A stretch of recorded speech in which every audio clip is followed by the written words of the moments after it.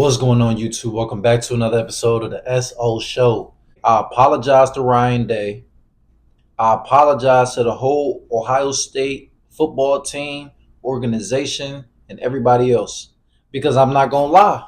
Even though I'm from Ohio, I'm an Ohio State fan, but I wanted Ryan Day gone. I'm not going to lie. I'm not afraid to admit that. I wanted Ryan Day gone. After losing to Michigan the way that we lost to Michigan the last game of the season. The last game of the season, we lose to Michigan, an unranked Michigan, a Michigan team that's without Jim Harbaugh. Michigan, we lost to them the last game of the season, heading into the playoffs. We lost to Michigan. So yes, I wanted Ryan Day's head.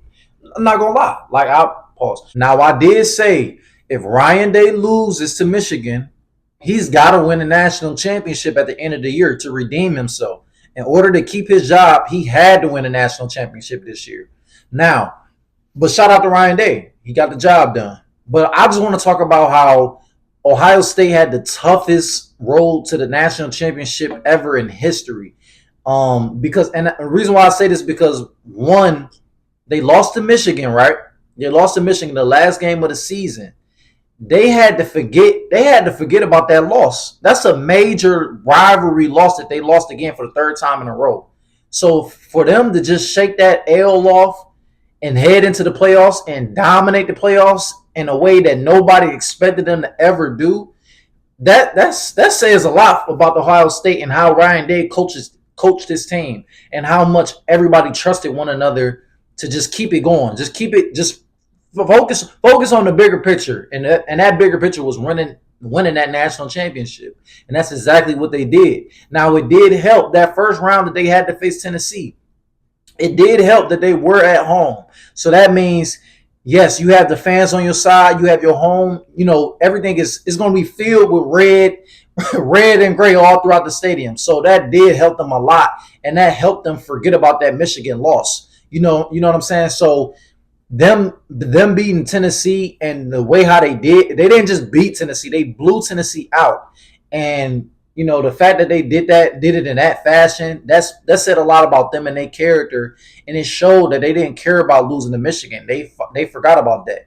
So moving on to second round two, this is where I feel like nobody, including, I'm not gonna lie, including me a little bit, I didn't think they was gonna get it done against Oregon, because if you remember back in the regular season, Ohio State and Oregon, they went into overtime. I think it was a close game. It was like a 1 point differential.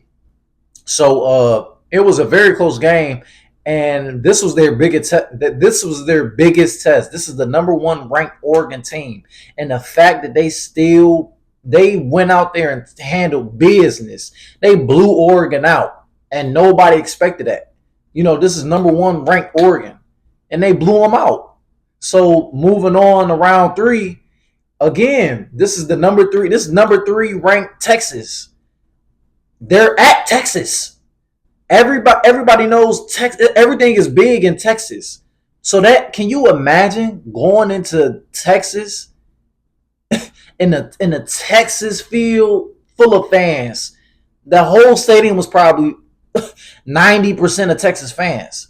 So the fact that O State went into Texas and handled business again for the third time into, basically, yeah, like we got this, like we good. Like I feel like after they beat Oregon, that pretty much gave them like that boosted up their confidence even higher than it already probably was. So I felt like as soon as they saw that they blew out Oregon in the way that they did, they could beat anybody.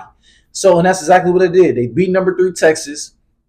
So now you beat a number one ranked Oregon. You beat a top three ranked Texas team, and then heading into the Notre Dame game, national championship. It's like, what else? It's at that point, it's like, okay, we beat Oregon. Who else? Notre Dame? I mean, Notre Dame, don't get me wrong, Notre Dame, they fought and they clawed their way to the national championship. But what I'm saying is Notre Dame is no Oregon. If you can blow out Oregon, what can you possibly – what else do you have to worry about against a Notre Dame team? So at last night, Ohio State beats number 5 Notre Dame 34-23, and they just won.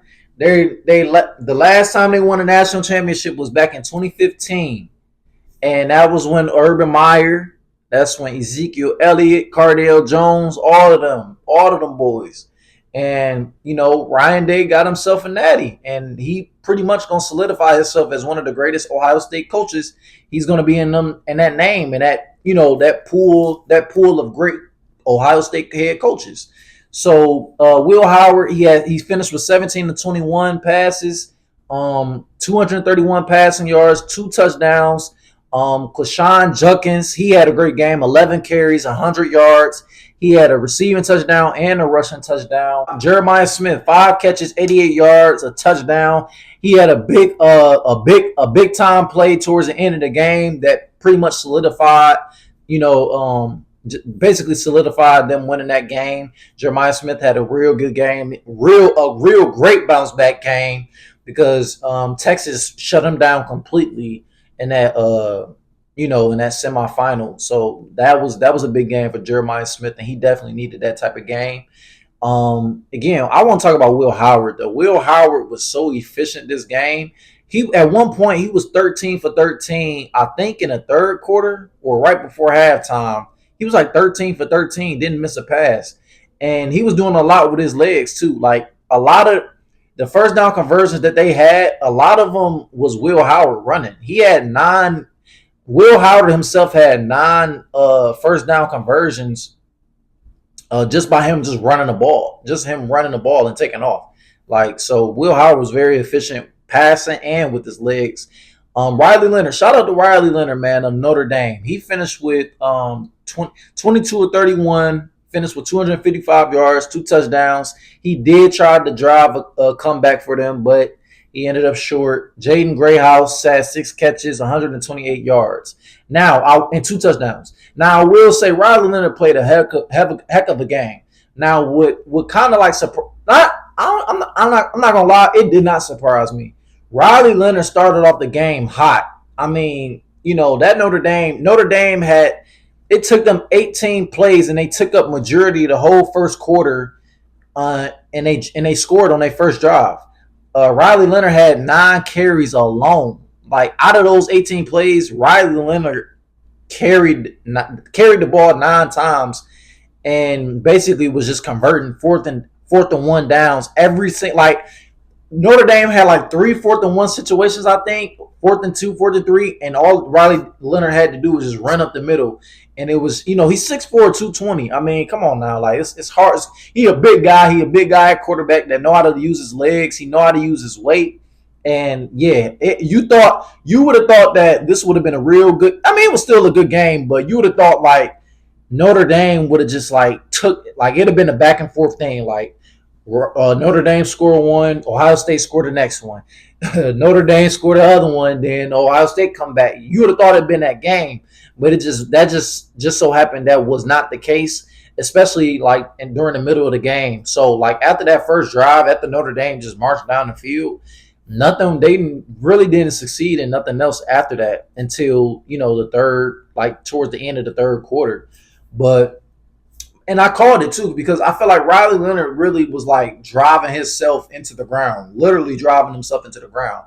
Because if you take a look at after they scored that first drive, Riley Leonard was already he was breathing hard. He was you could tell like he was tired. Like you can tell he was exhausted because that whole Riley. Let me get the one thing straight. Riley Leonard was Notre Dame's whole offense. If you shut down Riley Leonard rushing game, he can't pass it really. He's not a good he's not a great passer, especially against a great defense like Ohio State. It's going to be hard to throw against them, against that secondary and everything. So Riley Leonard had to rely on his legs a lot throughout that whole game, and it honestly it tired itself out. It kind of like again he's their whole offense. So Riley Leonard, that whole rushing game was just Riley Leonard basically. And once you lock up that rushing game and put a spy on Riley Leonard, that's pretty much Notre Dame's whole offense. But shout out to Ohio State Buckeyes. They win again. They win. They natty. They finally won it. Ryan Day finally did it. Shout out OHRO. But y'all let me know in the comments what y'all think of this run by the Ohio State Buckeyes. Do y'all think this was the toughest? Do y'all think this was the toughest opponents that Ohio State had to face? Do y'all think that it was easy? Do y'all think it was hard? But y'all let me know in the comments. But that's it for the SO show. Thank y'all for watching. And